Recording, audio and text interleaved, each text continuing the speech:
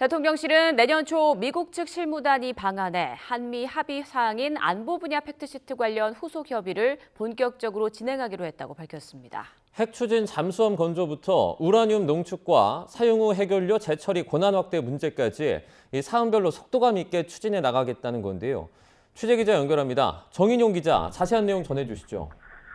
네, 지난 16일부터 그제까지 미국과 캐나다, 일본을 차례로 방문한 뒤 귀국한 위성락 국가안보실장이 브리핑을 통해 밝힌 내용입니다. 위 실장은 핵 추진 잠수함과 우라늄 농축, 사용 후 해결료 재처리 권한 확대 등 한미가 안보 협상을 통해 합의한 팩트시트 이행 경과부터 설명했습니다. 위 실장은 마크 루비오 국무장관을 포함해 미 정부의 주요 인사들을 두루 만났는데 우선 핵잠은 한미 간 별도 협정이 필요하다는 데 의견을 같이 하고 이를 추진하기로 합의했다고 전했습니다. 현행 한미 원자력 협정이 무기용 핵물질의 이전을 제한하는 만큼 별도 합의를 통해 이런 제약을 해소하겠다는 의미로 풀이됩니다. 또 내년 초 미 측 실무단이 방한해 핵잠은 물론 우라늄 농축과 해결료 재처리 권한 확대 등 사안별 협의를 본격적으로 하기로 했다고 설명했습니다. 위 실장은 대통령실 중심으로 한미 정상 간 합의를 속도감 있게 추진해야 한다는데 분명한 공감대를 확인했다고 강조하기도 했습니다. 남북관계 개선을 위한 노력 의지도 거듭 확인했습니다. 북한과 대화 재개를 위한 한미 공조 방안을 협의했다며 내년부터 어떤 계기도 배제하지 않고 대화 추진을 위한 기회를 모색하겠다고 설명했습니다.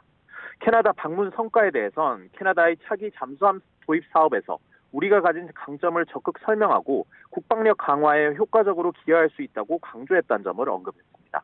위 실장은 일본 방문을 통해선 셔틀 외교 지속을 포함해 안정적 한일 관계를 위한 공동 노력 필요성에 공감하고 현안을 폭넓게 공유했다고 부연했습니다.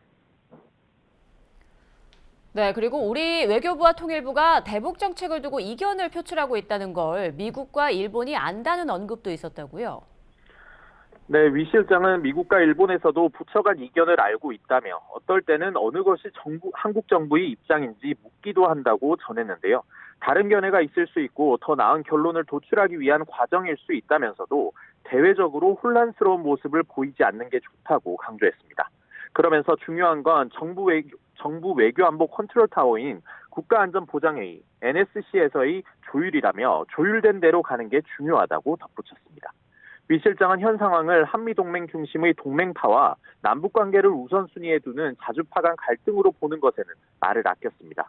대신 여러 부처의 다양한 의견을 NSC 논의를 통해 통합해 원보이스로 정부 입장을 내겠다고 말했습니다. 지금까지 청와대 춘추관에서 전해드렸습니다.